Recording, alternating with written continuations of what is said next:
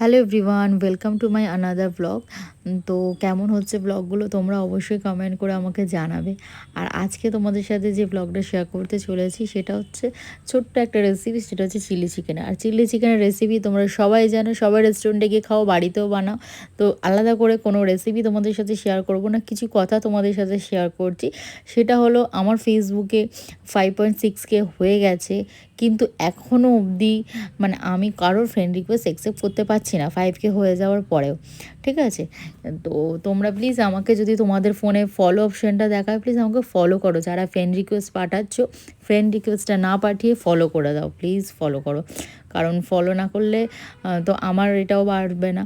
আর মানে কি বলবো, তোমাদের সাথে শেয়ার করছি এই জন্যই ভিডিওগুলো, যাতে ফলোয়ার্সটা হয়।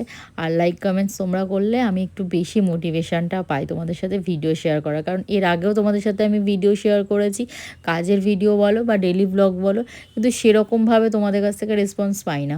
তো আজকাল ফেসবুক করে না এমন কেউ নেই যে ফেসবুক করছে না, প্রত্যেকটা জন ফেসবুক করে। প্লিজ তোমরা এই ব্লগগুলো যদি দেখতে তোমাদের ভালো লাগে, তো একটা লাইক কমেন্ট শেয়ার করে দাও। ঠিক আছে, শেয়ার তো করবেই না আমি জানি কেউ, তো লাইক করো অন্তত। একটা শেয়ার না করতে পারে, একটা কমেন্টস তো করে জানাও যে কেমন হচ্ছে। আর আজকে ছিল এটা আমার লাঞ্চ।